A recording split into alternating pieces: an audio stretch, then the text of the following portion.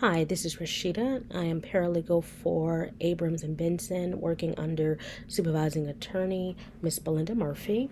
We have completed your articles of incorporation documents and put together everything that you are going to need as far as completing the filing and even incorporating an additional state, which we did for the state of Georgia.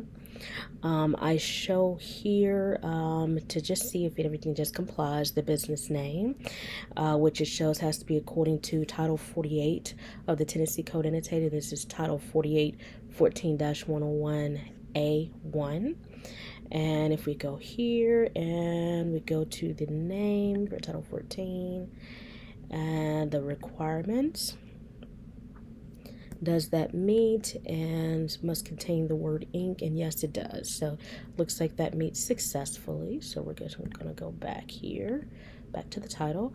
Now we're going to scroll down to, as for number 2 and 3, those options we did not fill out because that we did not receive. Unfortunately, that we did not complete, but once we see you, then I guess we'll get that at that moment. As far as the name and complete address of the registered agent and office located in the state of Tennessee, we do have your information listed here, with the agent being Bradley Stephen Harris and the address 1753 Oakland Drive, Memphis, Tennessee 38103 in the county of Shelby. To see if that does meet, we're just going to go back here to the title 48, excuse me.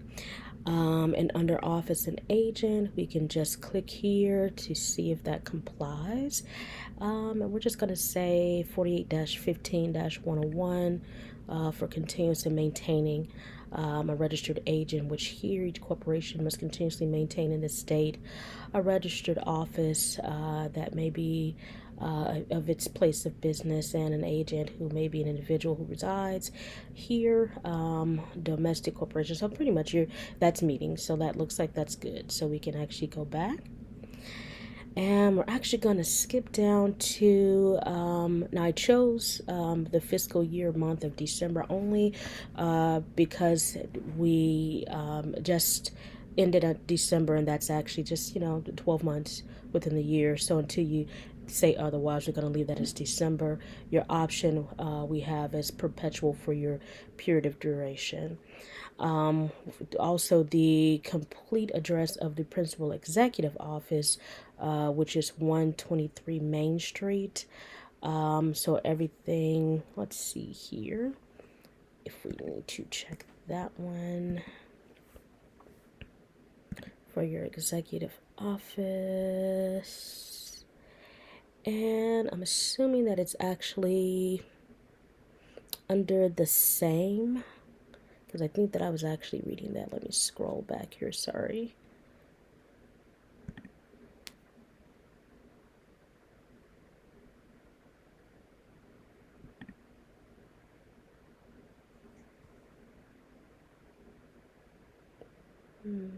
It's just pretty much in a nutshell, as long as it resides here and that is within the state of Tennessee, then it's fine. So that's pretty self-explanatory there. Let me go ahead and go to your next page.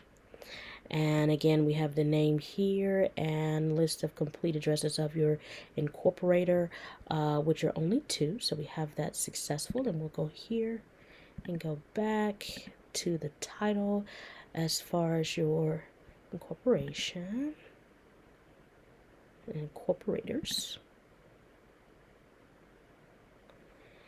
And there we go. We have one or more person that may act as incorporator or incorporators of a corporation by delivering a charter to the Secretary of State for filing. So we have that information here, and according to this, looks like that meets.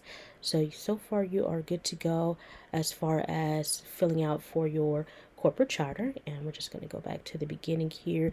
This is just pretty much discussing the rules and filing fees, and which that filing fee is $100, and just different links as far as how you can file, and how we can do this for you and how we'll operate. So we are pretty efficient, so we'll get that taken care of for you.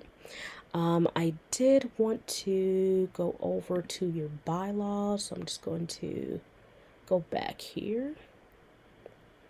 And let's see here. These are just the list of bylaws for your company. So it gives at least 8 articles that you would actually have to abide by in order to maintain and successfully operate your business or your company. So this here, I'm just scrolling through because it's quite lengthy, so I don't want to go too fast for you, but just to show you all of the provisions that we do have here that you have to maintain all the way down to the signature, shareholders' names. I'm going to scroll back up for you. So it's just many different things as far as dividends, general provisions, as you can see. We also have capital stock. Excuse me. Scroll a little further, officers, so that list there. If we scroll a little further up, you will see Article 5 for directors. A little further up. Looks like we have meetings of shareholders and corporate authority. So just pretty much in a nutshell, this is very self-explanatory. So you'll be able to see this and have a copy of this as well, and that way you can read it at your leisure. But as you see, quite a few things that we do have to meet. And now let's see if there is anything else that we need to advise. And we do. Here we go. We have your application for certificate of authority for foreign profit or nonprofit corporation, and this is actually for the state of Georgia. Now keep in mind that they do have their own rules and regulations that you do have to follow when you are incorporating in that state. So far we just filled out just the first part. Now when we see you and you give us the additional information of who's going to be filing and just pretty much the remainder of this, then we'll go ahead and check off the rest of these boxes for you, and we can get that taken care of at that time and submit it for you. But other than that, you are ready to go. Again, if you have any other questions, certainly give us a call. Don't hesitate to call us. We will be giving this to you directly, and anything else that you may need.